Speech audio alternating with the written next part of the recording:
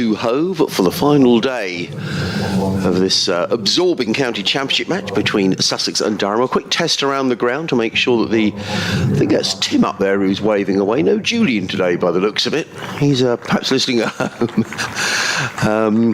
But what we do have here is it's quite a sea fret that is drifting in and out. It's almost like a mist this morning. Martin's with me. It's a bit naughty, that sea fret, isn't it? Because a few minutes ago it had blown through and it was nice blue skies, and now it's come back in again. It has. So I disappeared yesterday because I went up to London to see Sir Elton in concert, which was very enjoyable. So I left before the close of play yesterday. And when I left, Sussex were in a great position. And I was thinking to myself, Martin, that the game could almost have finished last night. So I was quite surprised when I got to London and saw that wickets had fallen and that Durham are very much back in this game. And you'd be a brave man to say who's going to win this game. Good fight back by Durham yesterday, and perhaps the key wicket, that of Cheteshwar Pujara, to you were explaining a brilliant catch by Michael Jones. Yeah, they were plugging away, and I said, they've just got to keep believing something might happen here, Durham, because nothing was happening. It was very much Sussex's game to lose at that point, and then they got a couple of wickets late on. Clark out for 22, and the Pujara catch as well. He just mistimed a pull shot, and he pulled it straight towards short mid-wicket. Michael Jones leapt and caught it. It was a cracking catch, and the Durham players celebrated like they just won the FA Cup final. Back in the days when the FA Cup mattered, of course. Right, I've got to go next door and do an update, but what I am going to tell you is I've never seen a tied match before. If there's a tie today, and Sussex end up on the same total as Durham, but are all out, the sides will share 8 points each. Thank you, Martin. Well, it's Matthew Potts who's going to open the bowling from the C end of the ground. Comes running in, bowls to short hunt, and Sussex are on their way with a single. Flick down to fine leg, and I suspect every run will be cheered by the spectators who are here. Actually, there's a few more people in the ground than I thought there might be today, which is really good to see. I mean, I say a few more people. There's probably 150, couple of hundred in the ground, but I did wonder how many would be here. It's quite a chilly morning with this sea fret that's rolling in and out the ground as Potts runs away from us, comes into bowl to Ollie Carter, and Carter gets runs, flicks us down to fine leg, picks up a single. They'll think about two, but it isn't there. So Sussex have reduced the runs required to win down to 57. And I may stand corrected, but I was told by a good source of statistics yesterday that if Sussex were to win this game, it'd be the first time since 2015 they've won their opening match in the county championship. So I need to double check my statistics, but I'm relying on my Andrew's his name. He'll know who he is if he's listening. In comes Potts, running in over the wicket bowls. Hunt is forward, plays it down the offside of the track. There is no run.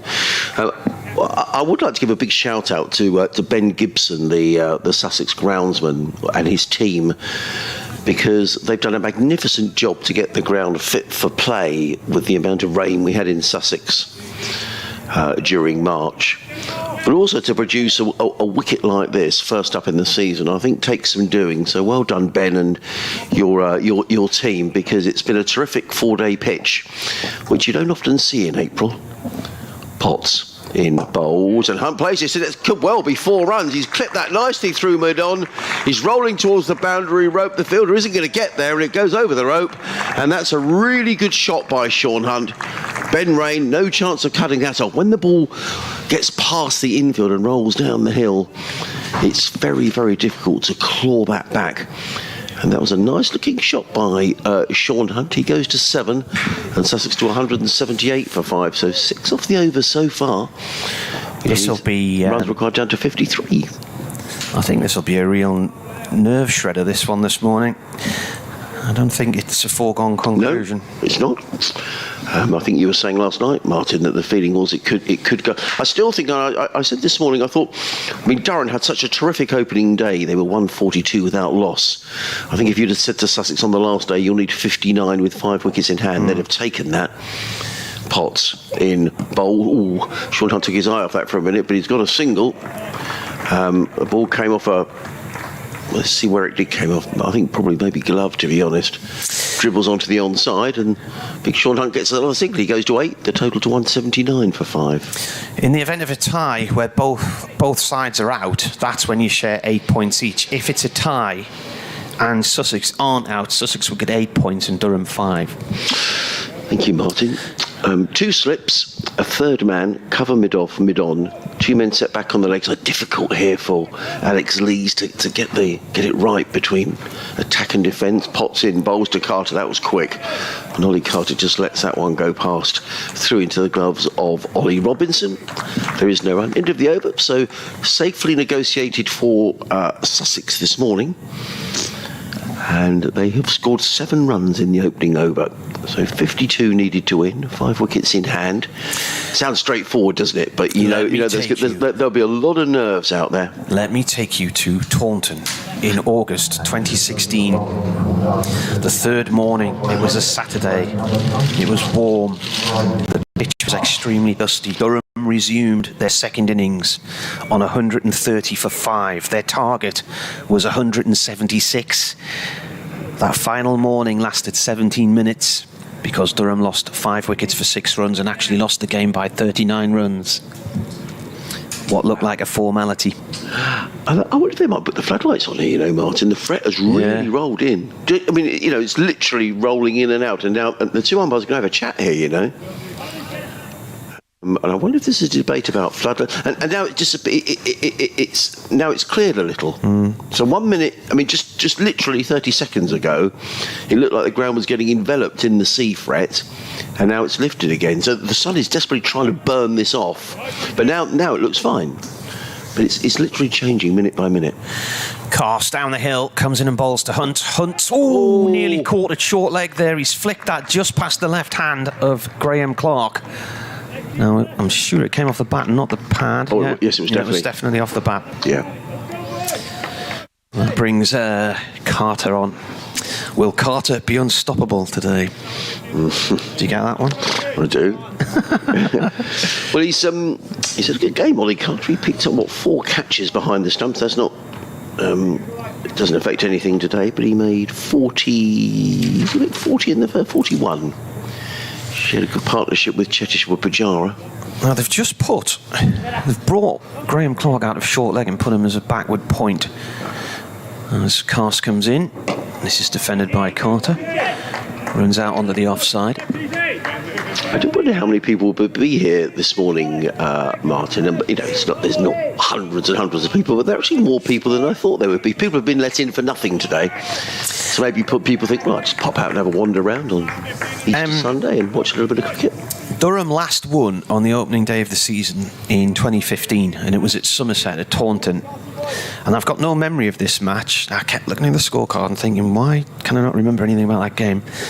As Cast comes in and bowls, defended, runs up to mid-on, and I looked at the date and I wasn't there. Do you know why I wasn't there? No, I was going to think of a good reason why you wouldn't have been there. Yes. Go on.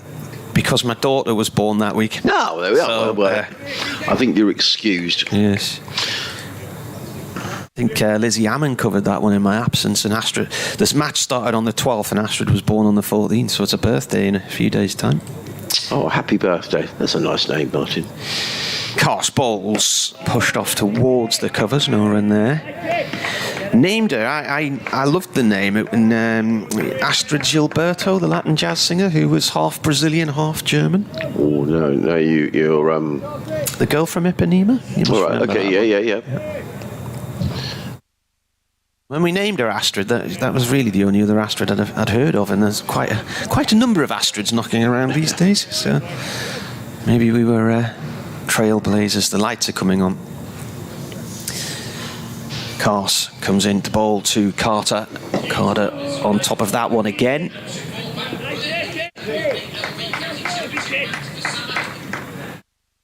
Yes. Floodlights just starting to burn in. Yeah. Yes, if my friend Andrew says, I'm just really trying to do some research here, Andrew. I don't know if you're listening this morning, but I believe that win was down at Hampshire in 2015. So interesting that Durham won and also Sussex won as well. Tom says, I sense some trepidation in the commentary box, Marty. Sussex will stroll to victory, surely. Cast comes in and bowls. Oh, this is not a foregone conclusion. By no means. And nothing happened there. We're just going to make lots of silly noises just to keep you all on there. That was not a bad ball, was it? Just beat the outside edge of the bat through to the keeper. It did. Good delivery. Roland's been in touch. Hello, Roland. He said, I hope this is the right email. I'm cooking Sunday lunch in a care home not far away at all. What an exciting end to the match. I managed to see 20 overs on Friday night. How close is this? Lovely to hear you and Martin this weekend. It's been fantastic coverage that's been impossible to keep my ears off. Hopefully Sussex win to make up for the Albion being robbed at White Hart Lane yesterday. What's your next comment? Oh, they've had an official apology. Yeah. The third time the PM goal or whatever they're called have had to apologise. It feels pretty hollow, and we don't like to talk too much football on the commentaries, but yes, it is the second time this season that the Albion have had apologies. They had a goal disallowed at Crystal Palace a few weeks ago, so everyone's very upset this morning. See, if you come back down to the Championship, you wouldn't have to worry about any of that shenanigans. Here comes Matty Potts running away from us, comes into bowl to Sean Hunt. Oh, uppish from Sean Hunt, but he's going to get runs. He might get 4 runs, but it was driven on the up through the covers. There's a fielder at backward point and another extra cover. It completely dissected the two. I don't think he was completely in control of the shot, Sean Hunt, but he won't worry too much about that. He goes to 13 and Sussex to 184 for 5, and the runs to win, which is very helpfully on the scoreboard, goes to 47. Alex Lees is standing there. He's got his sort of hand on his chin. He's just sort of pondering another change in the field, and in fact his deep point is moving to more of a deep cover as in comes Potts again, bowls, and more runs here for Sean Hunt. No, really good stop by Graham Clark on the matting, and he looks at his elbow because he slid across the matting there, did Graham Clark, and Alex Lees is now having a chat with one of his sort of senior players to say, what do you reckon? Tom says we're doing a good job of building the tension well. But thank you, Roland, and you're cooking a Sunday lunch at their care home, so I presume you're doing that. Here comes Potts bowls. Oh my word, Sean Hunt ends up on his backside and then gets back up again. So I'm assuming, Roland, you're doing that as a volunteer or quite what, but thank you for getting in touch. John Malone's been in touch. Hello, John. He says, hello, Adrian and Martin, coming through loud and clear. Well, can Sussex get the runs needed? Best position in many a match now to keep our composure, keep the ball from hitting the stumps and pads and play the bad ball. As for Albion yesterday, the incompetence of the match officials is beyond belief. Potts and bowls, and Hunt looking to turn that down to fine leg, but it's taken by keeper Robinson. There's no run. He goes on to say, I hope you enjoyed the concert. Were you singing, dancing along? Did you see him at the County Ground a couple of years ago? I think that was part of his farewell tour as well. Well, it was. It's the Yellow Brick Road tour I went to see last night. We'd had the tickets for 4 years. 4 years, really? Yeah, they were bought pre-COVID. Right. And Elton John did apologise last night and said, I'm sorry it's taken so long for everybody to see these concerts. As in comes Potts and bowls. Oh, comes John Hunt ends up on his backside again, and Matty Potts is certainly working up a fair old lick from the sea end. What I would say, Martin, was it was a very enjoyable night, great concert, but I tell you what, I must be getting old. The people, we were sitting on the end of the row, and the stream of people who are constantly going out to the bars to get drinks or go to the loo. People enjoying themselves, it's disgusting. Well, it was just frustrating, and they don't even say sorry, and anyway, I'm getting old and miserable. In comes Potts, bowls, well played Sean Hunt, that was short, and he ducked out of the way, the ball goes past the end of his nose, into the gloves of Ollie Robinson, and there is no run. 184 for 5, 47 needed to win. What I would say on that, and I won't talk about it anymore, I know that I heard back in the winter, back at Twickenham, there was a move, people getting fed up with buying tickets, and expensive tickets to watch the rugby, and then finding there's a constant stream of people going out to the bar to get drinks during the game, and saying, is there a case for saying, just shut the bars during the event? And, people, because people do actually want to watch the event and not have to spend half your time hopping in and out your seat. Anyway, moan over. That's what they did at the stadium a few years ago, because people were complaining of punters not coming back to the seat until 15 minutes into the second half. As Cars comes down the hill here to Carter. Carter forward to that one defence. And so I don't know if they still do it, because I'm up in the stand watching the match, but I think one of the reasons why it might take so long for people to get back to their seats is because the queues for the toilets just are endless at half time. and the space under the stands is not the best. But what they did do was I think they stopped serving beer, or the other thing they might have done was turn the televisions off, so you couldn't actually watch the match from the concourse. That's a good move. Yeah. Cast to Carter. Oh, he's had a waft at that one. He's had a waft at that one. And Bryden Cast has finished his run up about 3 or 4 yards from the player. He's got an arm in the air as if he was about to celebrate a wicket. And he's staring in disbelief that there wasn't an edge there.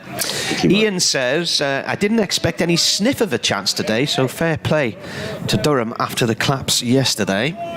And Derek says, it's been a good start to the season, thank you. It's been a terrific game. You know, whatever happens, it's been a terrific championship game.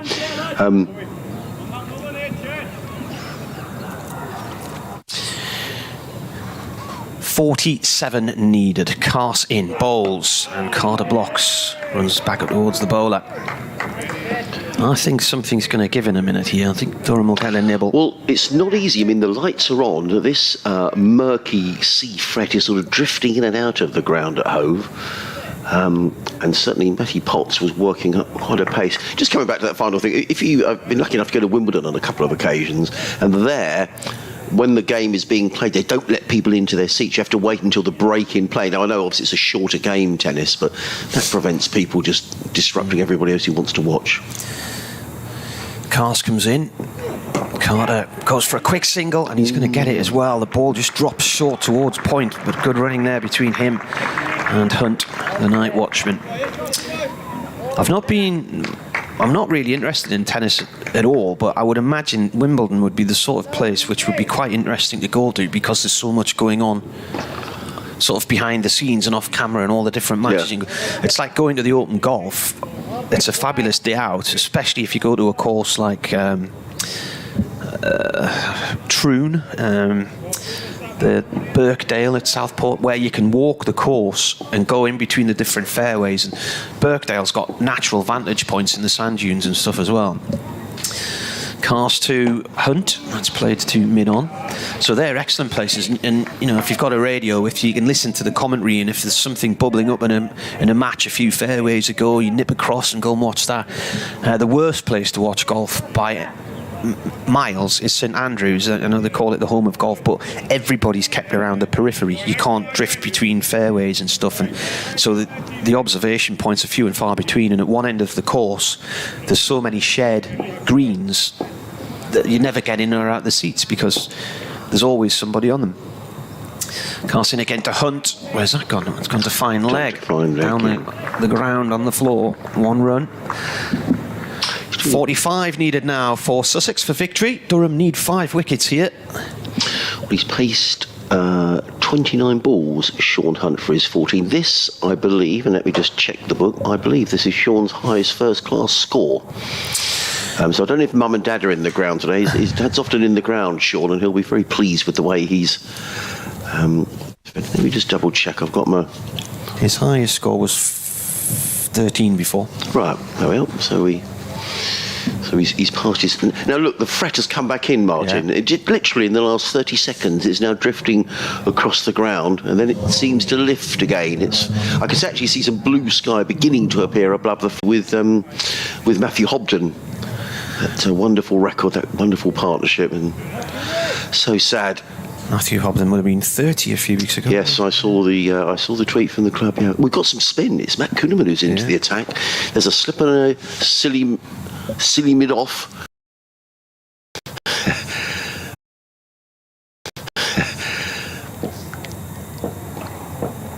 Kuhneman off 3 or 4 places, left arm over the wicket, comes in and bowls. Hunt is solidly forward and plays to mid-wicket, fielded by Graham Clark, and there is no run. The rest of the field, there's a sweeper on the cover boundary, short extra cover, mid-off, mid-on, mid-wicket, a short fine leg almost, and a deep mid-wicket.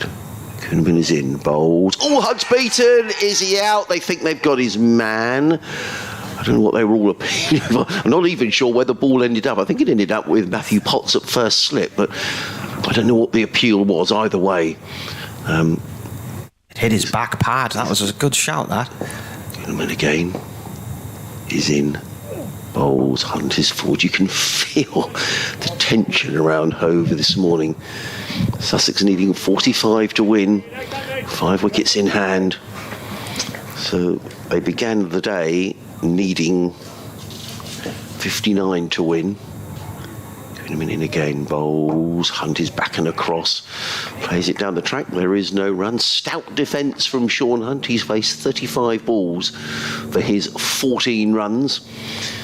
And at Sussex, 186 for 5, but the most important statistic is they need 45 to win. And Alex Lee's in deep conversation with members of his team. Durham haven't given this up, and nor should they, because a couple of wickets go down. If you're suddenly looking at 7 wickets down, it looks an entirely different kettle of fish. But what a terrific game of cricket. And we've said it many a time, Martin, in commentaries, haven't we, that 4-day cricket, there's nothing quite like it. And you get a game like this, terrific stuff. Carse with 99 on his back, coming down the hill to bowl to Carter. Comes in, defended on a length. Paul Wilson's emailed. He says, "Hi, Marty and his mob." There's just the two of us today. We're mobless today, aren't we? Liam's playing cricket in Loughborough today. He is. Greetings from a fairly sunny Costerdale Hartlepool. Nicely balanced at the moment. Quick wickets needed, but I fear defeat for the Durham lads. Hope I'm wrong. Should be with you until the end before going out about 4ish to watch an excellent rock band called The Kill. Many thanks for the excellent commentary and the banter and the stories. Not sure how much I'll be with you during the season, though, due to work. Oh, work getting in the road of life, eh? Carse bowls. Carter pulls a shortish ball out through deep mid-wicket. That was a poor delivery, and it just set up nicely for him, and there's nobody out there. So he's found a lot of space to aim for there, and he's planted that one straight to the pavilion boundary for 4. Not happening for Durham at the moment, but during quite a lot of play yesterday afternoon and evening it wasn't, but they kept plugging away, just waiting for that little moment where something might just come their way. David Sharp's listening. He says, "Good morning, Adrian. Randy and I made the difficult decision to watch on TV today." He says, "Good old Sussex by the sea." He's got his fingers crossed icon there. I think that's what it is. Hello to you, David. In Berkshire, I think. Cast to Carter. Carter forward to that one, plays it into the covers, and it's stopped. No run there. What do they need now? 41 to win. Mervyn says, "Good morning, Martin. Astrid means divinely beautiful." I didn't know that. There we go. He says, "Obviously she takes after her father." Thank you, Mervyn. The money's in the post.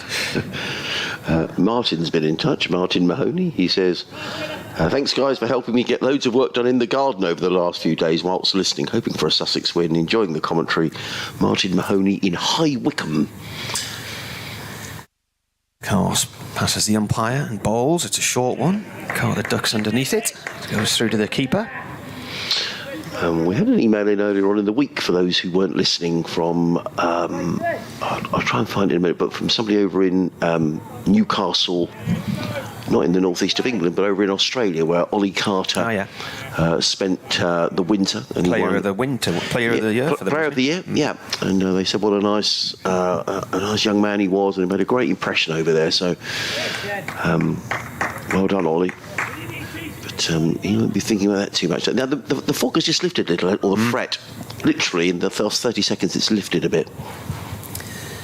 Carse bowls. Carter's lobbed one out towards square leg on the boundary, but it's safe. He gets a single. We get lots of sea frets where we live, but normally in the summer, you don't really get that sort of fog coming in the winter. I remember a few years ago being down at 2020 finals day in Hampshire, and this must have been, well, my oldest daughter was only a baby at the time. She was maybe about a year old, and the air show was on at Sunderland that weekend, but they couldn't fly any planes because the sea fret was right along the coast.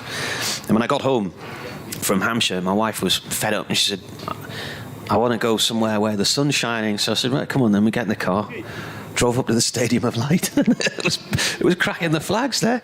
The sea fret was literally about 200 yards in from the shore, but it was enough to stop the air show. Changing the field here. This is an interesting field, Martin. He's got a short leg and a shortish mid-wicket. Yeah. I think that's for the one that's going to come in under the ribs somewhere that they're hoping Sean Hunt's and a leg slip as well. Yeah. Coming round the wicket now to Hunt. Hunt fends this one away to the covers, to Jones. End of the over. So they needed 59 to win. They've got 19 of them, and they haven't lost a wicket, Sussex, so far today. They've been playing 25 minutes. I think the general consensus last night was that it would probably be over in an hour or so this morning.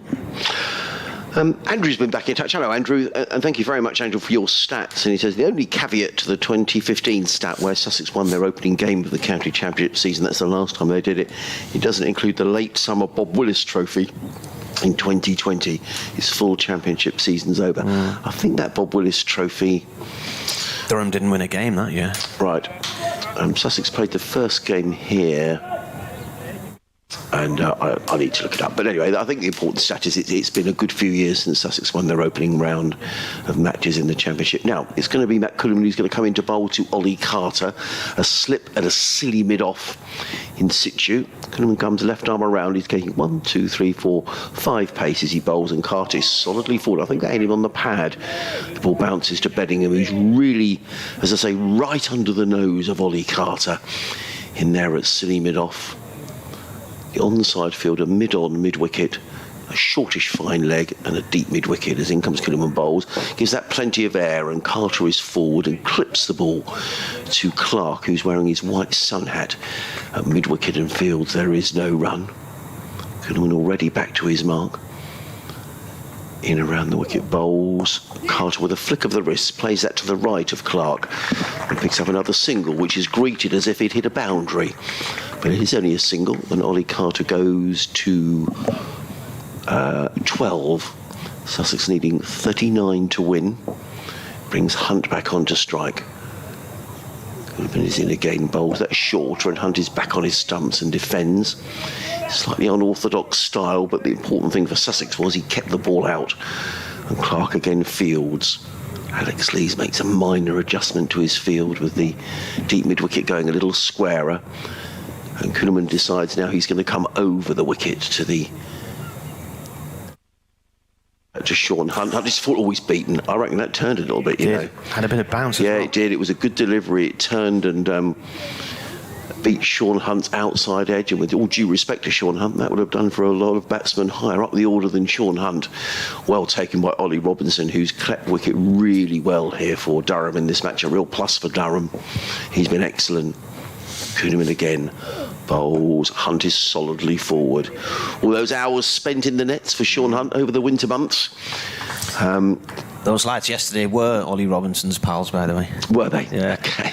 Probably come up from Kent. 192 for 5. Sussex need 39 to win. And Hunt is on 14. He's placed at 39 deliveries.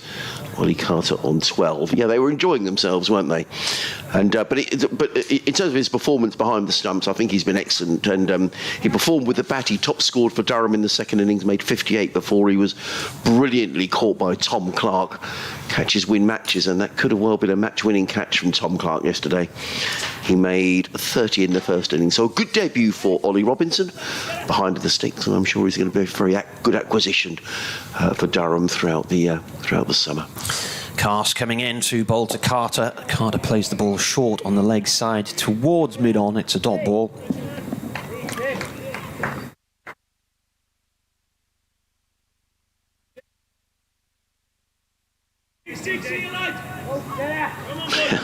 Sam's been in touch. Hello, Sam. He's got his picture on the telly. He says, "Come on, Sussex," in capital letters. Watching from home. Morning to you, Sam.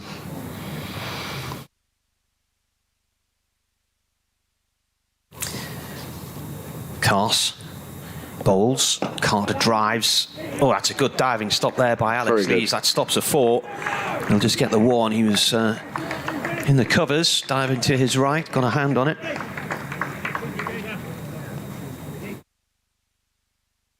Excellent stop, wasn't it? 38 needed.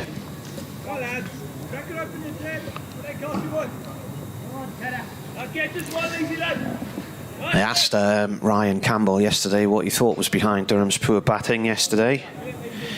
And he said, well, these things happen, but he said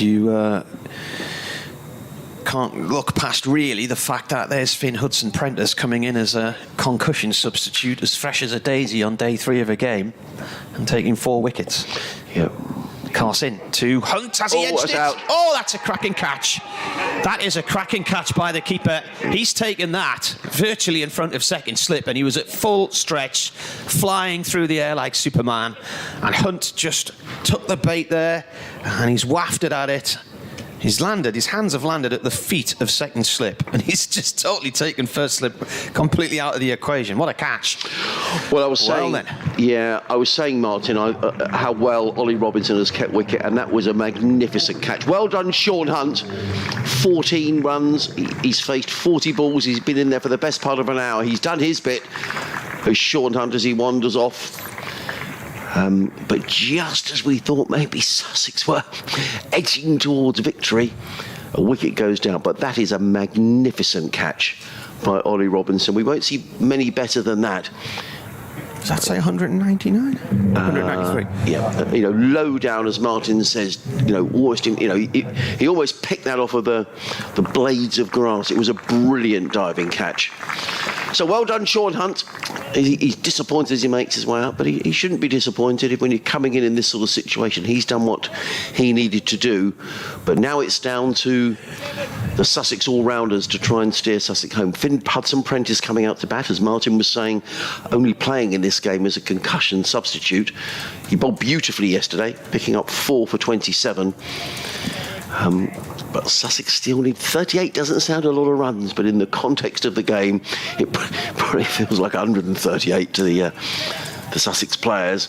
But they've still got Hudson-Prentice, they've still got McAndrew, they've still got Carson. All these guys can bat, and I can't help but feel that Sussex will be desperately disappointed if they don't get over the line here.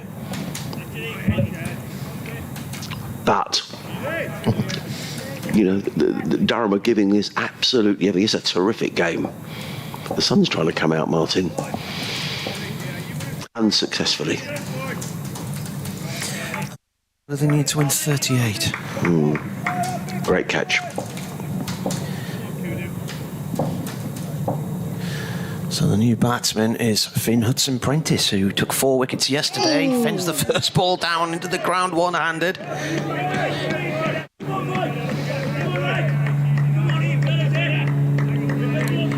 Hasn't really done much until this game involving matches against Durham. He took 1 wicket in one innings and 1 in another for Derbyshire.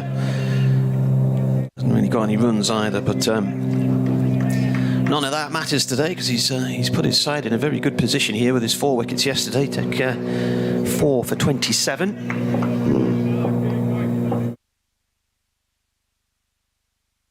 Cars comes in and bowls.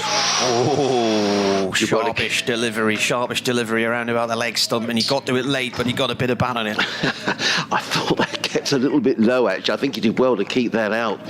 I'm sure there's is that Bedingham at short leg? He's probably having a natter to Finn Hudson-Prentice, saying, "Well, it's doing a bit out here, And I think that'll be Graham Clark in there now because Beddingham's at second slip. Okay. Wearing 2 hats at second slip by the looks of things. Yes, I think he is. I think Graham Clark's at short leg under the helmet.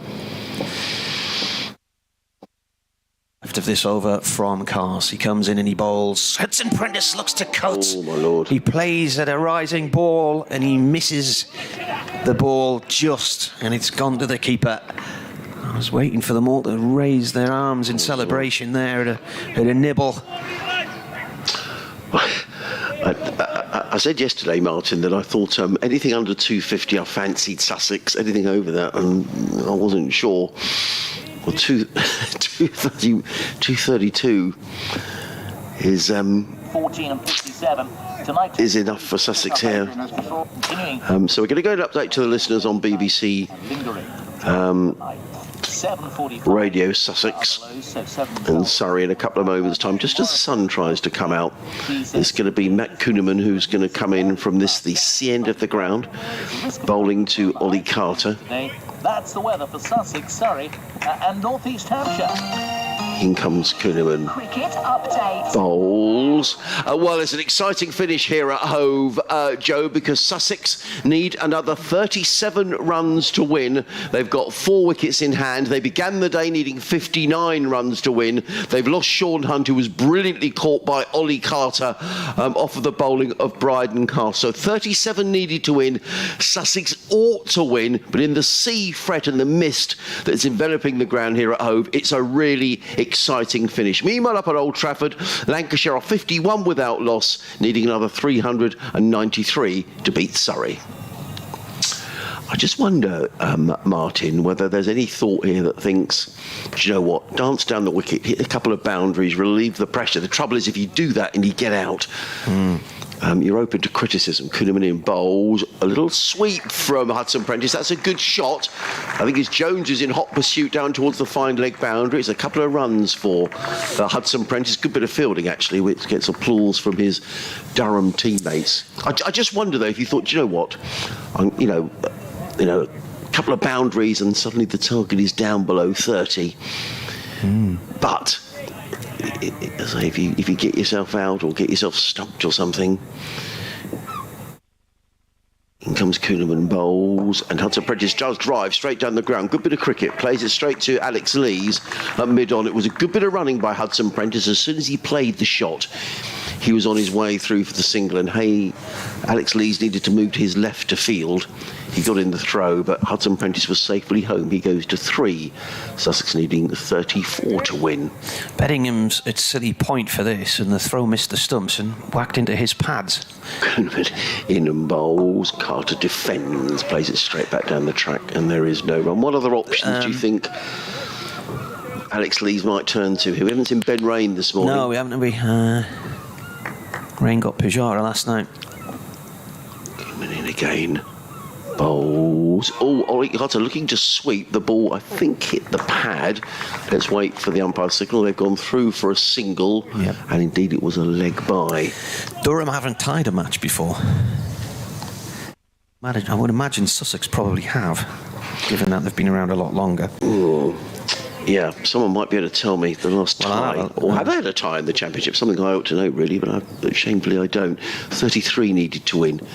Kuhneman in again, bowls. Reverse sweep from Hudson Prentice. Why would you do that? Oh, dear. I mean, if that goes for 4, you think, oh, that's terrific. But it's a reverse sweep. He's got to wait. Now, the umpire's signalling for something. What's he signalling for? 6 ties they've had, Sussex. Sorry, I was just watching. I didn't know what the other... But that was a risky shot, wasn't it, from Hudson Prentice? I mean, as I say, it goes for 4. You think well played, but in the circumstances, I'm not too sure. Anyway, end of the over. 199 for 6. 33 needed to win. 6 ties. That's interesting. In the Championship. Yeah, and the last one was in 1991 against Kent here. Right. Prior to that, against Kent in 1984.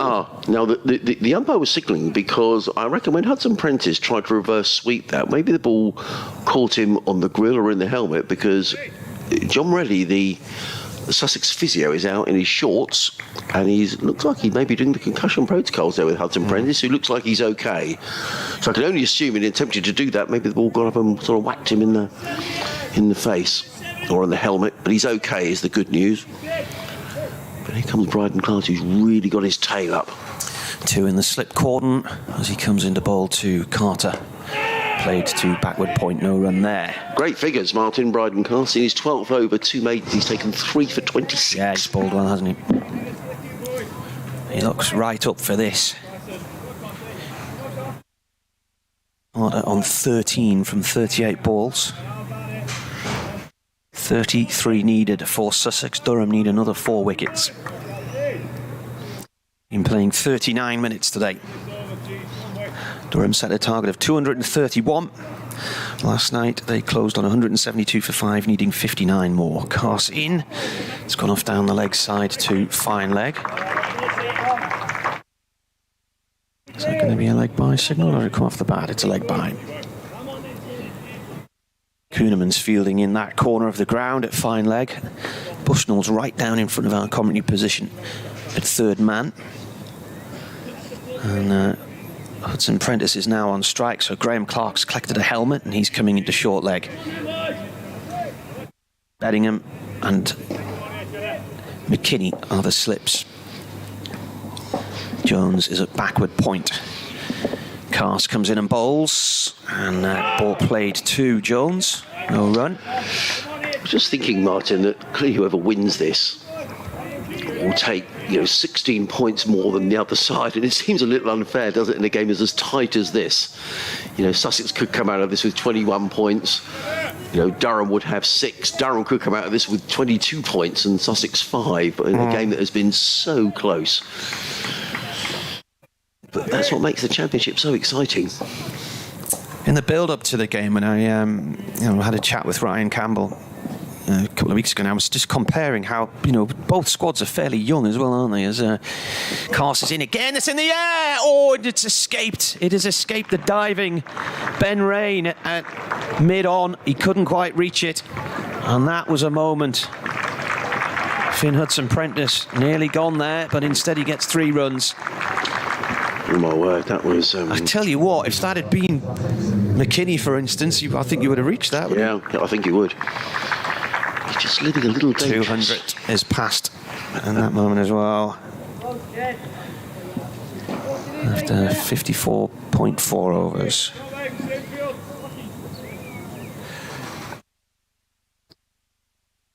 Yeah, well, we only get to see it once. We haven't got the... 29 needed. Yeah. Changes in the field. You can't fault Alex Lees for the way that he's juggling his field and trying something different, and he's trying that now as well. He's got a short leg in. He was going to bring his 3rd man up, but he decided not to do that now. They've got the leg slip in place, as well as 2 slips and a short leg. Carter on strike to Cast. He bowls. It's defended. He's key, isn't he, really, to Sussex and what they're going to achieve now? Well, he can't. Yeah, I mean, to come Nathan McAndrew, who made 38 in the first innings, and looks a good overseas acquisition for Sussex. Jack Carson and Henry Croker. Jack Carson made 29 in the first innings. He's got a top score of 85, so he can bat. But there's real tension out there now. Pass round the wicket, comes in and bowls. And it's a shortish ball which skids onto the bat, and Carter halfway through his shot sort of pulls out of it and ends up just pulling it into the floor to short leg. End of the over, another over goes. 29 needed on the BBC. The tension, you can cut it with a knife. Yes, indeed. BBC Radio Sussex, BBC Radio Newcastle, Adrian Harms and Martin Emerson here on the final day of this 4-day match at Hove. The floodlights are on. Sussex have lost a wicket, for those of you who are just joining us. Sean Hunt, who was brilliantly caught by a diving Ollie Robinson, the Kent wicket-keeper, diving across first slip and clutching the ball, pulling millimetres from the turf off the bowling of Bryden Cast, who's taken 3 for 29 in his 12 overs. But Ollie Carter's still there on 13. Finn Hudson Prentice, not without alarm, is on 6. And runs required now down to 29. It's Pat Kuhneman, the left-arm spinner, who's going to carry on the attack from the C end of the ground, bowling up the slope. 3 or 4 paces. He's in and bowls to Hudson Prentice, who sweeps. Is he going to be caught? He is going to be caught. He's caught at fine leg. Hudson Prentice is on his way, and he was living dangerously. Finn Hudson Prentice, he tried a reverse sweep, which didn't work. Then in the previous over, he clipped the ball towards the boundary, only just out of the reach of Ben Rain. I don't think that's a great shot, to be honest. He was able to sweep the ball. The ball was ballooned in the air. I don't know if it went bat onto pad, but it ballooned into the air. The catch is taken by Ben McKinney at fine leg, or short fine leg. Hudson Prentice is on his way. There's a silence around the ground. Why on earth? I think Finn will know that wasn't a great shot. Why would you play that shot? No, it wasn't a great shot. And he'll know that. 7 wickets down. 29 needed to win. But I think Finn Hudson Prentice will be disappointed in that shot. It was a top edge from a sweep, yeah? Well, it was a sweep, wasn't it? Yes, I mean, I don't know whether it ballooned off because it did seem to balloon in the air. Now, whether it ballooned off a pad and went, or whether it went straight up in the air, but either way, it it was a shot that had risk written all over it, really. Very easy to say from here.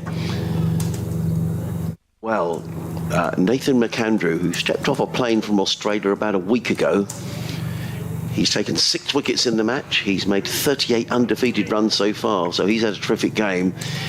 I just wonder whether he's the sort of player who might come in here and think, just to break this tension, do you take a risk here? Do you think, well, Hudson Prentice tried to do it there and didn't come off, but or do you just pick up the 1s and 2s and get towards that total? Anyway, we shall see. Nathan McAndrew takes strike. Hudson Prentice out for 6. 6, yeah. Yeah. With 29 needed. 3 wickets for Kuhnemann.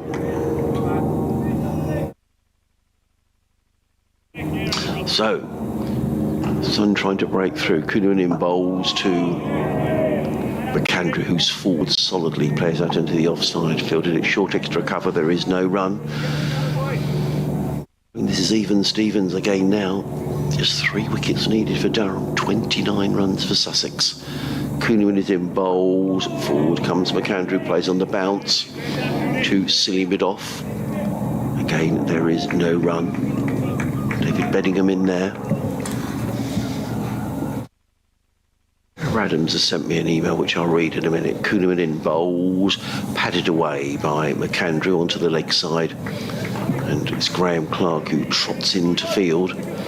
I think actually this Seafret is about to go, because it's pretty at the northern end of the ground towards the downs. There's a lot of blue sky which is beginning to appear. Comes again, bowled, driven down the ground. Bump ball, I think, wasn't it? Yeah, it was a bump ball by McAndrew, fielded off his own bowling by Kuhnemann, and there is no run. One more ball to go in the over. It'll be a wicket maiden if he doesn't concede a run. Kuhnemann in again, bowls, padded away by McAndrew into the hands of silly mid-off. There is no run, so a wicket maiden. Excellent figures from Matt Kuhnemann as well. He's bowled 19 overs, 4 maidens, and has taken 3 for 55. Sussex 200 and... Can't see that number, Martin. Let me get my NV up. Are you looking at? Yeah, I was just 202 for 7. 202 for 7. 29 needed to win. Just the 3 wickets in hand. And it's going to be Bryden Cass who's going to bowl to Ollie Carter. They're terrific figures from Kuhnemann. He's bowled really well. But here we go, Martin. Cass bowls. Oh, that's a shortish ball. And well, McAndrew was coming an awful long way down. He was halfway down the track, wasn't he? Backing up. And I just think for a moment there was a thought that Ben Rain might have a shy at the stumps. Well, it was a shortish ball, and he tried to get up on top of it and fended it down one-handed. Rain's fielding at a closest mid-on, and it went to him. But yeah, Nathan McAndrew was off like a train there. He was. Carter's on 13 from 43. Cass comes in and bowls. It's defended. Adams has been in touch. He says, "Hi both. Yes, I saw a tie against Kent at Hastings in the 80s. One of only a handful of first-class matches that I've seen from start to finish. As I recall, day 1, 23 wickets. Day 2, Derek Underwood scores his only first-class century. I remember the whole ground shouting at him that he wasn't out. Derek Underwood scores his only first-class century as a night watchman out off a no ball. I remember the whole ground shouting at him he wasn't out. And day 3, yes, finished as a tie." Thank you very much, Trevor. Could that happen here? In comes Cass again. Carter forward to this one, plays it out short into the covers, no run. Gary Knight's watching. He says, "Good morning, Adrian. I'm watching the live stream whilst listening to your commentary, and I'm fretting in sympathy with the weather. I'm keeping everything crossed we get over the line. If we do manage it, it'll be a wonderful boost for the team and give us so much more confidence for the season ahead. It's been great to see contributions from some of the younger players, but a special mention to our overseas, Pujara and McAndrew, for their significant efforts. For me personally, a Sussex and West Ham double would constitute a great sporting weekend." Thank you, Gary. Watching there up in Horsham, I assume. Cass bowls to Carter, who drives, and it's stopped by Lees at mid-off, diving to his right. Callum has been in touch. He said, I'm stress eating an Easter egg. Please don't let us chuck away this after the foul injustice meted out by VAR to Brighton yesterday. Thanks for all the commentary. Thank you, Callum. If I had an Easter egg for everybody who said the injustices to the Albion yesterday, I'd put on about half a stone, I think. It's been the topic of conversation here this morning, apart from the cricket, of course. Cast balls to Carter. He tries the Yorker. Carter digs it out. Matthew in Haywards Heath says, I saw Sussex tie with Kent at Hove in 1991. We scored 436 all out on the final day, looking set for victory at 371 for 4. Alan Wells made his 7th 100 of the season. So 2 ties there against Kent, one at Hastings and one at Hove. Yeah, and then if you go back to the next tie before that, the 2 ties were 10 years apart. There we are. Another change in the field, more helmets being distributed by Ollie Robinson, the wicket-keeper. Jackie's in touch. She said, good morning, Adrian. She doesn't think that was a great shot by Finn. We've got 80 overs to get 29. Go for the 1s and 2s, says Jackie. No heroics needed. Glad to feel the sun coming out. I don't know if you're in the ground, Jackie. Cass round the wicket with a bouncer to Carter at the end of the over. And 29 still needed a maiden. Knife edge stuff, this, Adrian. Ant says, morning, Marty. I never thought I'd be screaming at the telly in the front room so early in the season. No nails left, and it's only April. Commentary perfectly conveying the tension, he says. Great game. Cheers to both of you. And the lad who went off yesterday as well. Yeah, that was Liam O'Brien, who... That's very kind. It's Liam's first commentary sim, wasn't it? It was. Plays for the England disability team. Yeah, he's up at Loughborough today for a 20-over game. He was going to miss the team meal last night, wasn't he? But he stayed on to do the commentary. So, Matt Kuhneman with a slip and a silly mid-off again. There's still that sweeper on the cover boundary. An extra cover mid-off, mid-on, mid-wicket. Short fine leg and a deep mid-wicket. Kuhneman in, bowls. Forward comes McAndrew, plays solidly straight back down there. He's just had a little look towards the leg side boundary there. Michael Nathan Jones McAndrew. is out there. I just wonder if he's thinking, I just need to break the tension here. Do I take a chance? Kuhneman in again, bowls shorter. McAndrew back on his stumps, punches that to mid-off. But only as far as Bryden Fields. There is no run. I bet the hearts are racing out there, do you reckon? I bet they are.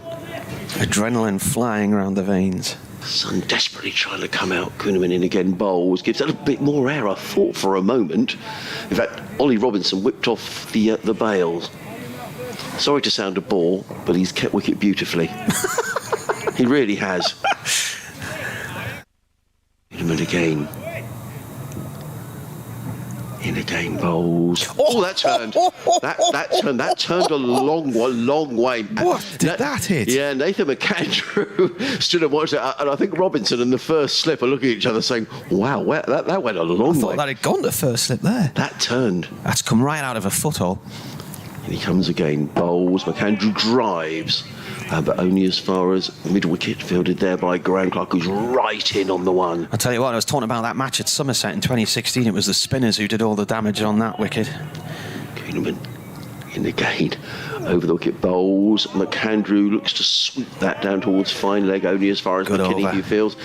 3 overs, 3 maidens in a row, as if we didn't have enough tension. 202 for 7, still 29 to win. Nathan McAndrew hasn't scored in 11 balls. I think he likes to give the ball a bit of a thump, as Nathan McAndrew, but not today. The two I think he was able to come out in the first innings and play more of a sort of free hitting role, wasn't he? Yeah. Different circumstances now, though. Yeah, I mean, you just don't want to do something foolish. Jack has been in touch. He says, forget Easter eggs. I'm nervously drinking on an American pale ale, waiting for a friend of mine from Glamorgan to eventually arrive. Hope Sussex get over the line. Is the sun already over the yard arm where he lives? Ball really well. He's put a lot of pressure on, and he's taken 3 for 29, 13 overs, 3 maidens. Rain 1 for 28 and 10, 3 maidens for him. The stumps Martin there momentarily. Well, I would tell you if it had or not, but the stream's frozen. Yeah, my emails have suddenly, I don't know whether the Wi-Fi's gone down. But my emails have suddenly disappeared, which is frustrating, so I might have to reboot here. Potts comes in again and bowls, and this is played down towards third man. The first run in about 4 overs, 1 run there. Cast fields it.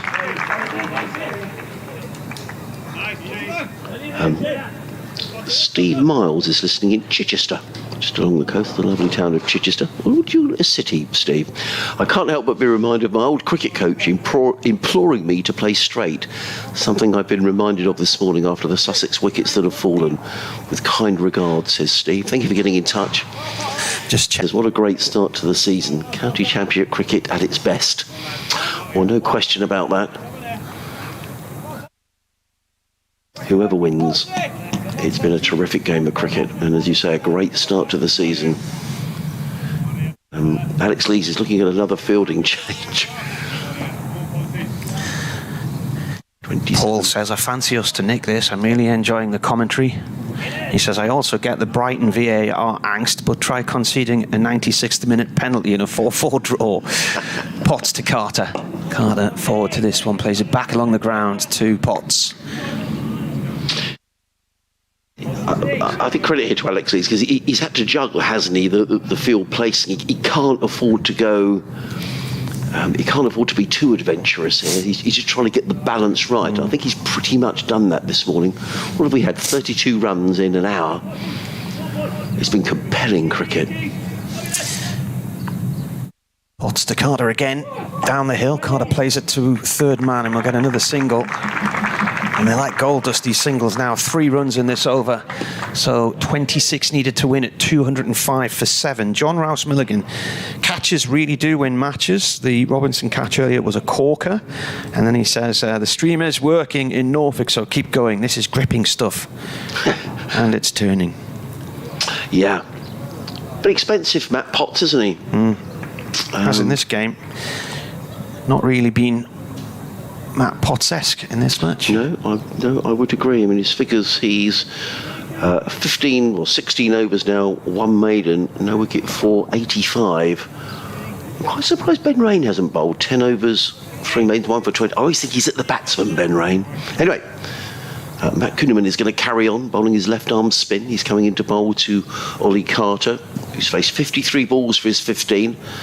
Not that matters a jot. Kuhneman in bowls to Carter, who defends onto the onside, fielded by Clark, who trots in from mid-wicket to field, and there is no other. The floodlights still on. Somebody's blinds have torn apart on the top floor of the flats. Look, they're hanging out the window. They could do with a lick of paint, those flats. Yeah. Kuhneman again.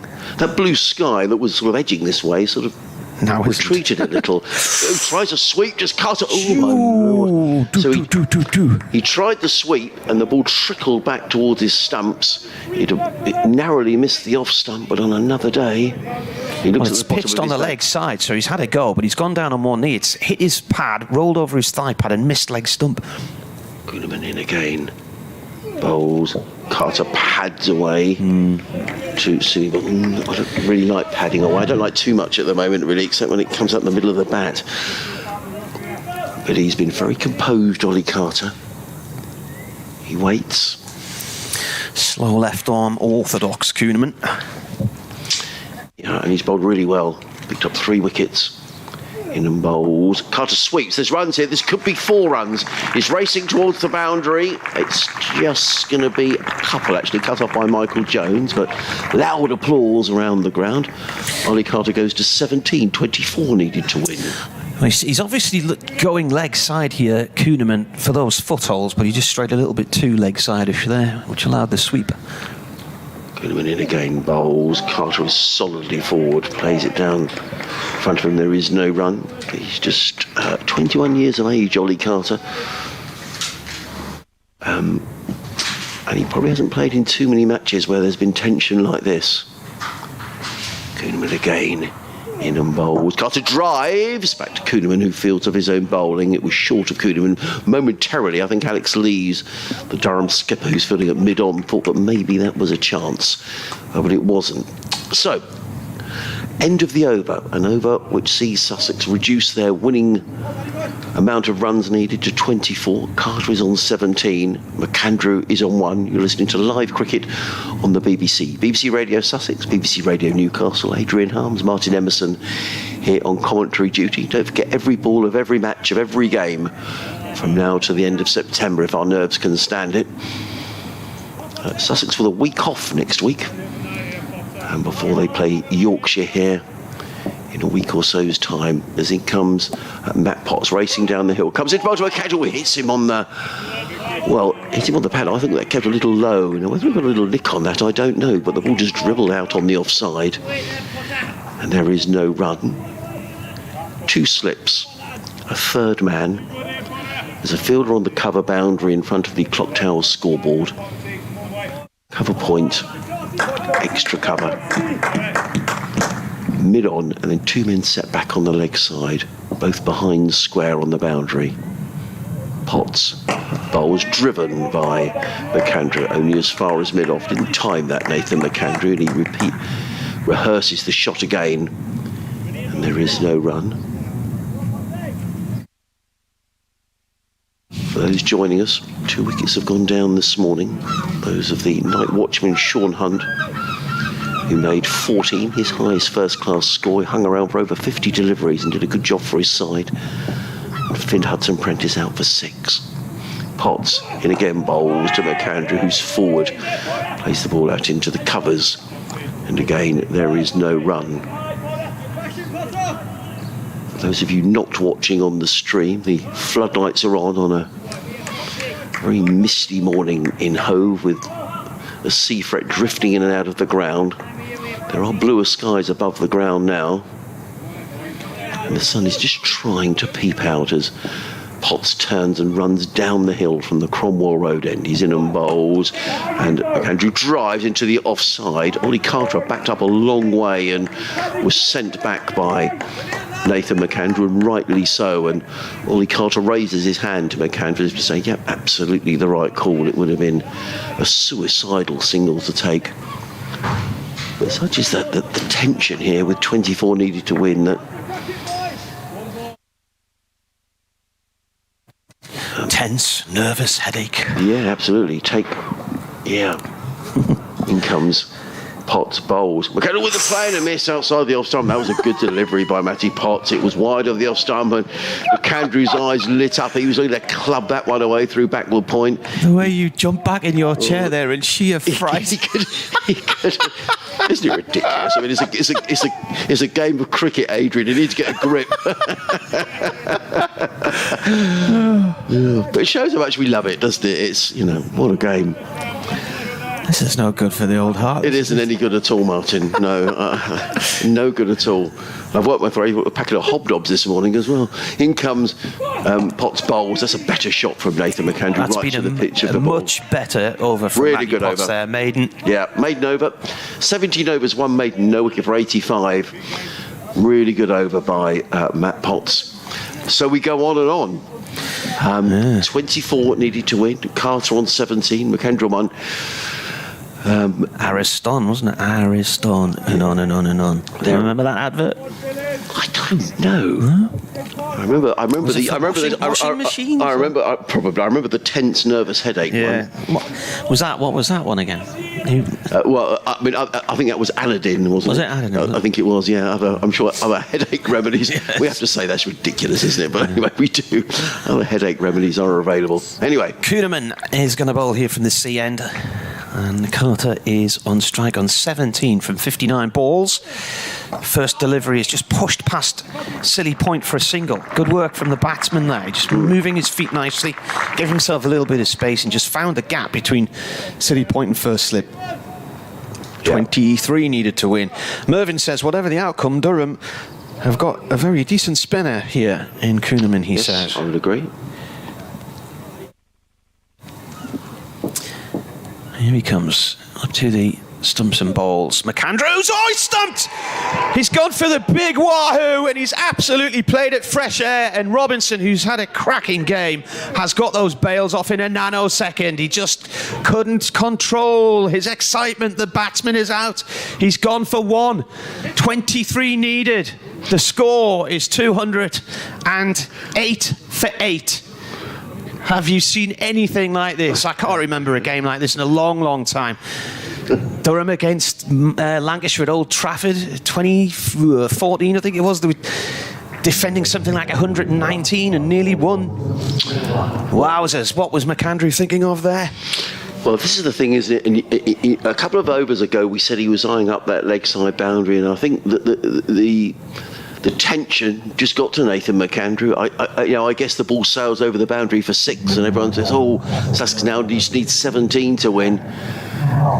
Excellent piece of work behind the stumps. I mean, we've said it on a number of occasions during this match that Ollie Robinson has kept beautifully for Durham throughout the matches, and today he's picked up probably one of the catches of the season to dismiss Sean Hunt, a diving one-handed catch, the ball millimetres from the turf, and that's a terrific bit of work behind the stumps, whipping off the bails. Well, I mean, when you look at the pendulum, you know, have you got Durham's slight favourites now? I don't know. It's Jack Carson is the new man in. He's a perfectly capable batsman. He made 29 in the first innings.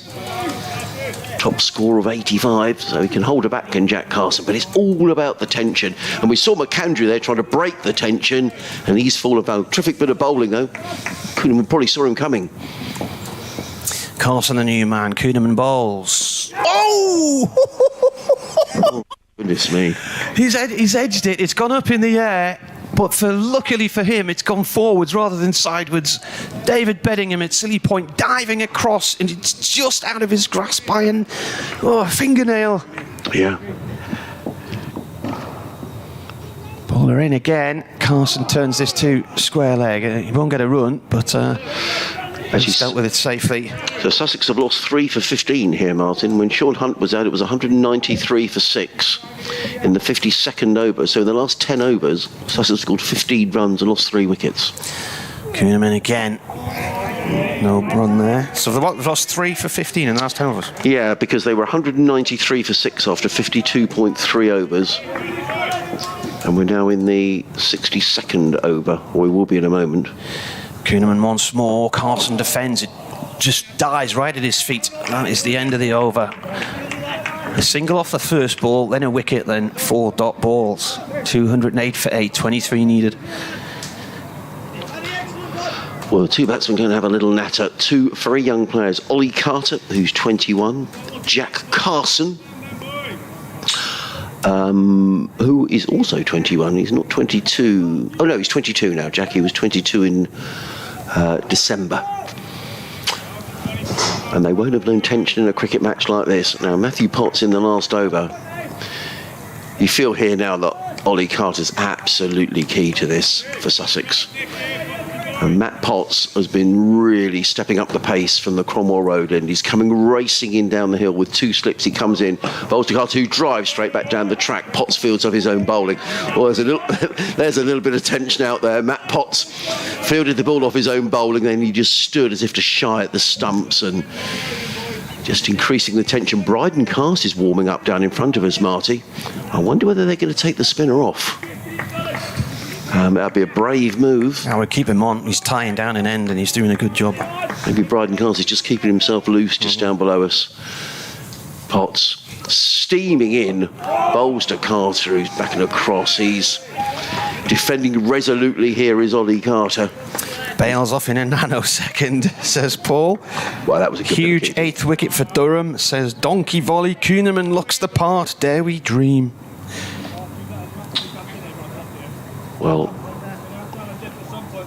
there's always a lot of talk in cricket, isn't there, about wicket keepers and picking your best wicket keeper in games. And, you know, Robinson is clearly #1 choice for Durham this season, but he's been terrific.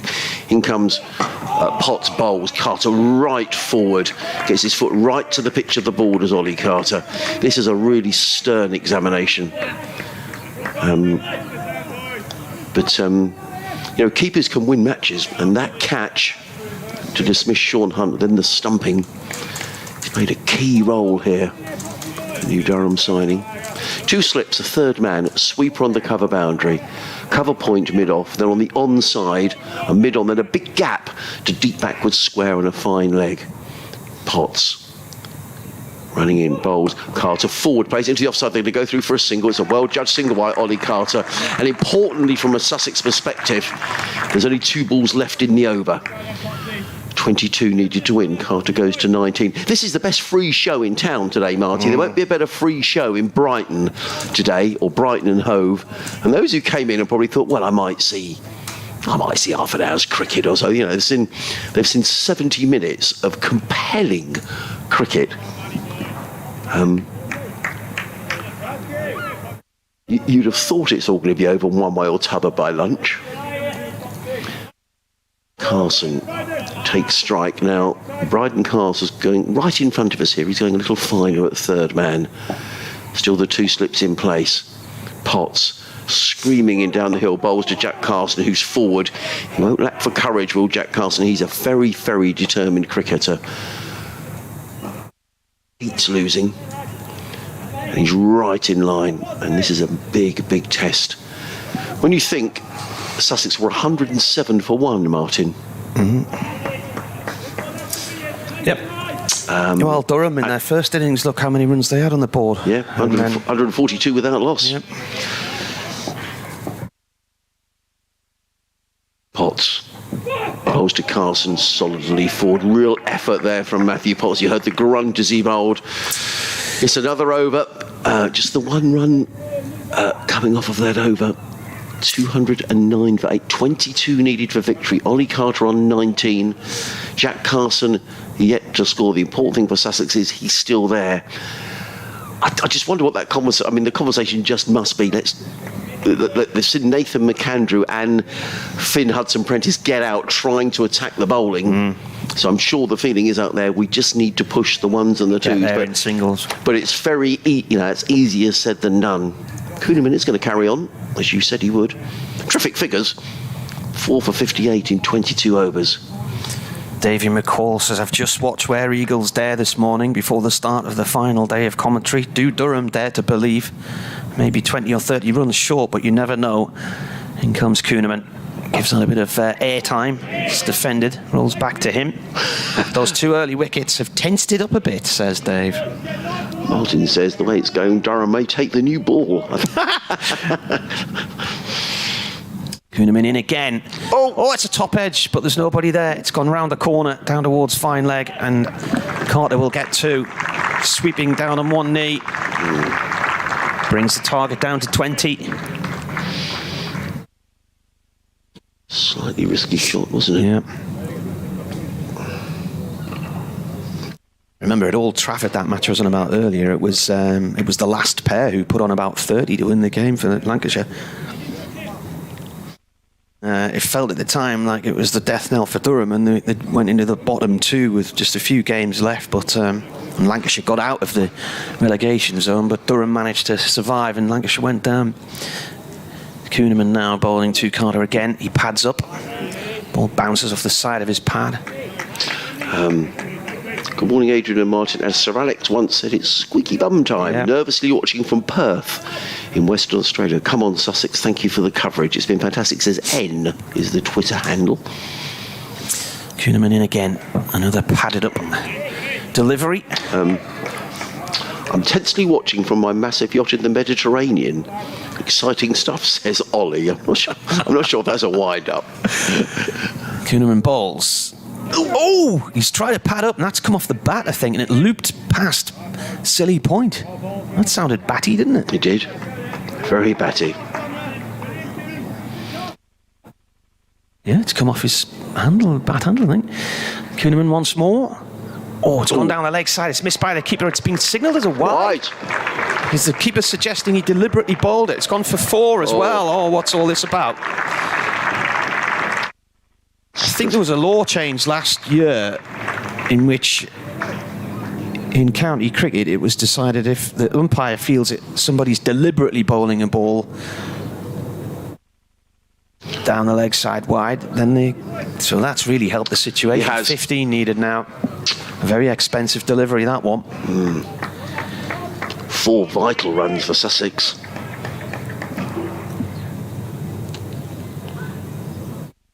Bowler comes in again, and that's cut towards the point boundary by Carter for 1.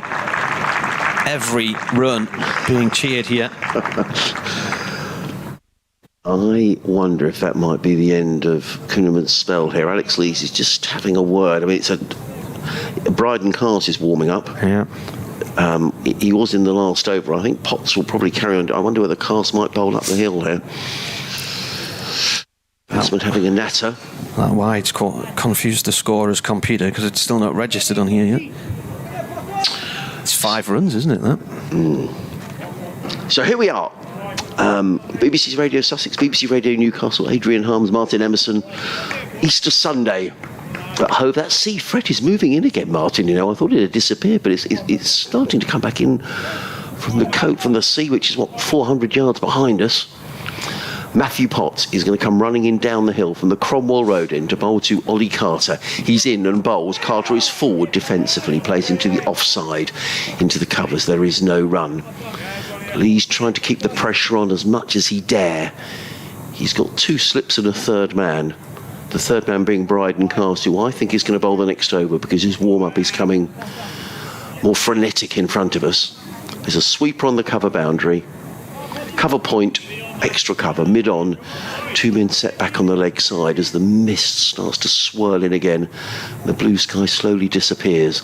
Potts in, bowls to Carter. Carter looking to pull that one away on the leg side. The ball wraps him on the thigh pad and bounces out into the offside. And there is no run. Tom says, get Ben Rain on. Captain Cook says, no matter what the result, this has been an excellent pitch. It's had something for everybody. No, it has. We were saying earlier, real credit to Ben Gibson and his ground staff here, who've done a great job over the last month. It's been so wet down here. Hector Cappelletti finishing in time to watch Paris-Roubaix. Yeah. In comes Potts. Over the wicket, bowls, Carter forward, baton pad, excellent solid defence from Ollie Carter. The ball ends up in the hands of Ben Rain at mid-on. There is no run. That blue sky's almost completely disappeared now, Martin, and the sea fret rumbles in again. Paul Summerside, Carter the unstumpable Sussex machine. Very clever, very clever. Well, Thomas Horn, massive rush of blood to the head. Durham, Newcastle, double on the card, says Thomas. in comes Potts again, bowls, Carter forward, foot right to the pitch of the ball, plays it back to Potts, who stands and stares, and he's probably got a word or two, I think, there for Ollie Carter. Well, there we go. Come on, Potsy is the cry.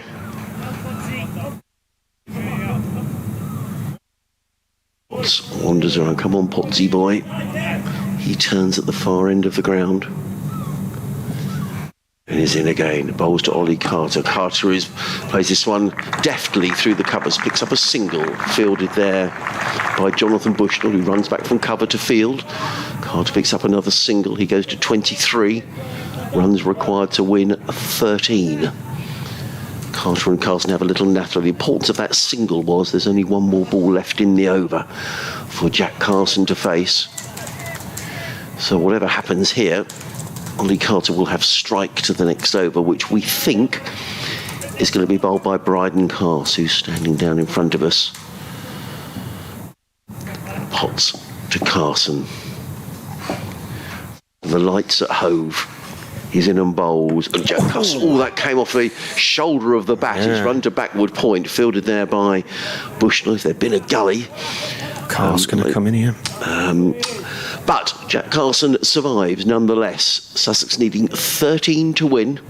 Jack Carson yet to score. Kuhneman's still bowling. Irrelevant, really. Oh, yes. Well, I thought Bryden Carson was going to bowl. Carson will come back down the hill then, and that's why Matty Potts caught the shoulder of the bat there, didn't go to hand, and then he looked really disappointed, and he stood there for quite a while with his hands on his chin. I think he's obviously been told that was his last over, and that's him done for the day, maybe. So Potts, none for 87 from 19 overs. Kuhneman looking for a fifer. Yeah, what 4 for 66, 23 overs, 5 maidens. He's bowled really well. No, he has. Carter is on 23 from 75. Kuhneman in. He bowls. Carter turns it towards square leg. Clark is there. There's no run. 13 needed. Surely we're not going to get the lunch, are we? Well, they won't anyway. They would add on an extra few overs, wouldn't they? Yeah, I think they do if it's 9 down, don't they? I think if they feel there's a chance of the match finishing, they'll do it. In he comes. Oh, that pops on him slightly. No run, though. It's gone off the first slip. Yesterday, they took them off at Hampshire with 1 run needed for tea. Really? Mm-hmm. That does seem slightly ludicrous, doesn't it? I presume they'd already done the extra 8 overs. Comes Kuhneman again. It's a sweep. It's gone to fine leg. There could be a run out here. He's slow getting going, and he's got in just. Oh my lord! Just imagine. Carter was watching where the ball had gone. He was called through by Carson, and he took a while to get going there, and he had to dive in. The throw coming to the bowler's end. 12 to win. That would have been ridiculous to have a run out in a situation like this. But he did have to get. Now Ollie Carter's waving towards the dressing room for something. I think he may want did he want a new glove or something? Has he damaged his glove diving? Yeah, I got him covered in muck. So that brings Carson onto strike. He's yet to get off the mark. He's faced 7 balls. We've got a short leg in place, a silly point and a slip. Crikey, Martin, says Stuart Manger. I hardly dare listen. I should be out gardening on a fine spring day here, but cannot dare myself to go out there. Kuhneman in. He pads up. Does Carson, and the ball bounces back to the bowler.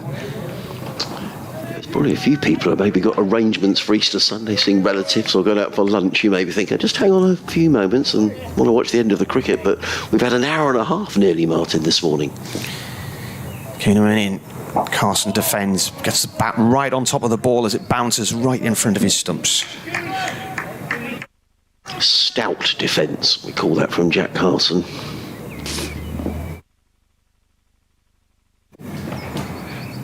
Kuhneman.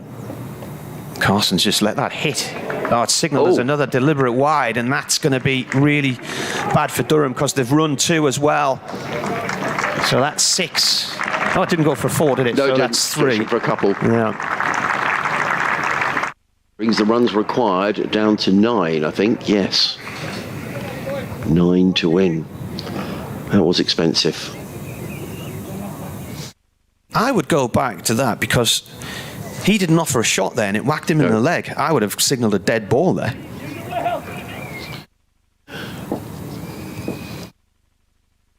Kuhneman in, and Carson's forward to that one and defends it. Do you think that he never offered a shot? He just stuck his leg out, let it hit his leg. It was strange, that one, wasn't it? It ran away down the leg side, and the umpire signalled a wide.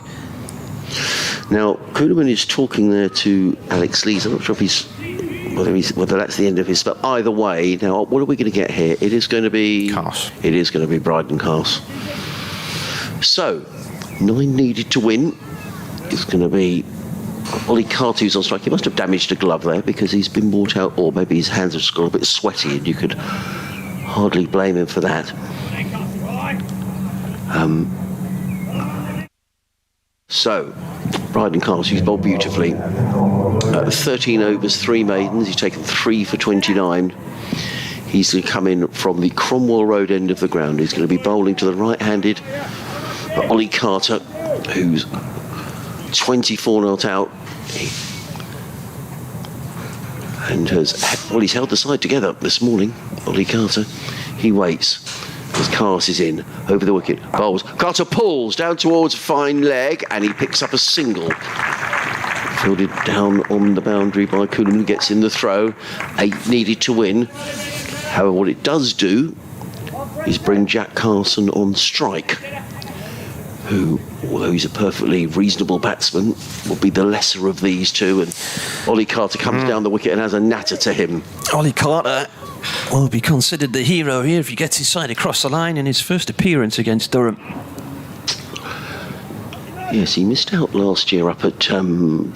Charlie Tier kept wicket, and it was the big debate before this game, who would keep wicket for Sussex. Would it be Carter or would it be Charlie Tier? And at the press day a week ago, Paul Farbrace hadn't made up his mind, but I think he'll feel now that he made a good decision. Well, maybe Charlie Tier might have done the same, but he's done really well in this match as Carter. Cars is in bowls to Carson, who picks up another single. Let's just see whether that came off the bat or it was off the thigh pad. It was off the thigh pad. Bounced onto the leg side. Ben Rain is the only fielder in front of square on the leg side, saving one for Durham. And we're able to go through for a comfortable single. 7 needed to win. And Natter, a discussion goes on between Cars and skipper Lees. He's just surveying his field. I'm wondering whether he's going to bring somebody up to save one. Yes, he is. He's brought his deep backward square up. In fact, I think the deep backward square is going to go into short leg. Is that Graham Clark who's coming up there? Martin. So we've got a change in the field. They brought up the sweeper on the cover boundary. I think Lee's feeling here that he can't afford to keep conceding these singles. So Graham Clark has come up to short leg. They have still got a deep backward square. So there's a fine leg, a deep backward square, a short leg and a mid-on. And where they've got the other fielder from is they've brought the sweeper on the cover boundary up into the ring of fielders on the offside to save one. So there's an extra cover and a cover point saving one on the offside. The third man has remained in place as Cars comes running in down the hill to bowl to Ollie Carter. Carter pulls onto the leg side. That's 4 runs. Got all the way for a boundary. Too short from Bryden Cars. Yep. And Ollie Carter stepped inside the line and hammered the ball through mid-wicket for 4 runs. He goes to 28 and Sussex to within 3 of victory. Good shot by Ollie Carter. He's been waiting for that. And he walks away to square leg and he's thumps his side. Desperately trying to keep his concentration. Now the third man is coming up. So Jonathan Bushnell is coming up from third man to backward point. As Bryden Cast turns, is there another sting in the tail in this absorbing game? Cast in, bowls to Carter, who covers up, plays down the track, fielded by Cast of his own bowling. The tension continues. 3 to win, 2 wickets required. So there are still 2 men out for Durham, still the fine leg and still the deep backward square.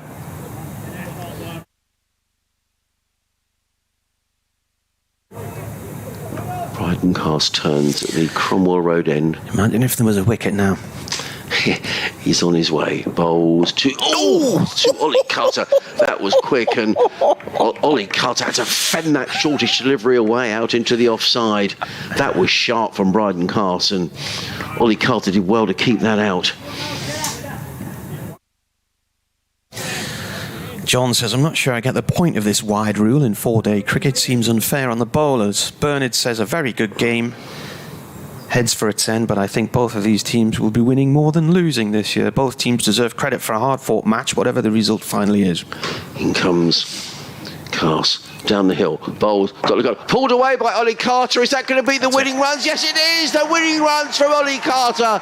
He pulls the ball backward of square, and in a quite tremendous game of cricket, Ollie Carter and Jack Carson embrace in the middle of the pitch. And it's Ollie Carter who hits the winning runs that sees Sussex home by 2 wickets, and a thoroughly absorbing game of county cricket. And full credit to the Durham players who went straight away and congratulated Ollie Carter. Wonderful shot, pulled the ball away back to the square to win the game. But credit to both sides as the players shake hands. That's a magnificent game of cricket. Credit to all 22 players, well 23 if you include George Garton, who missed the last 2 days with the concussion protocols. Tremendous game. Sussex win by 2 wickets. But if that is a foretaste of what's to come in this county championship season, Martin, we're in for an absolute treat. It was an absolute cracker, wasn't it? Well, they got so close to Durham there, and I think we go back to what you were saying yesterday. If Durham could get a lead of about 250, you thought that might be just beyond Sussex. It was 231 in the end, and they got over the line. What a nerve-shredding morning that was. But, well, I suppose an example of the new type of cricket that Durham want to play. They came out and attacked on day one, scored 376 in 2 sessions effectively. Yesterday, it didn't quite go well for them with the better bowling from Sussex, and indeed they were definitely boosted by the fact Finn Hudson-Prentice was able to come in fresh and take 4 wickets. But what a game of cricket we've had, and I think both sides have given their all here, haven't they? Well, it's been terrific, and as the players make their way off into the corner of the ground, the Sussex players coming down, and hugs all around of Ronnie Carter and lots of handshakes and generous applause from those who came in here, maybe only expecting a half hour's cricket or so this morning. It's in an hour and a half's cricket.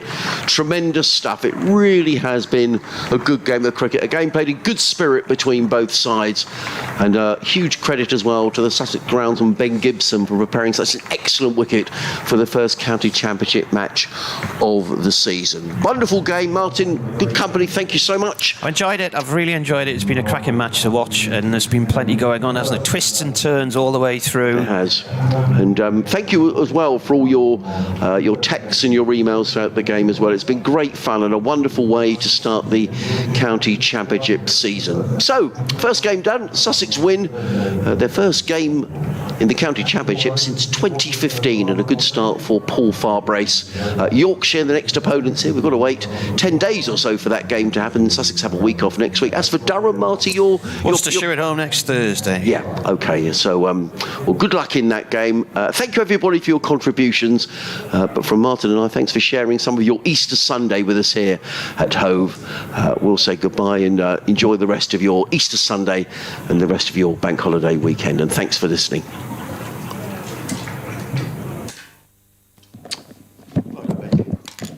Good fun, good game. I thought when McAndrew was out.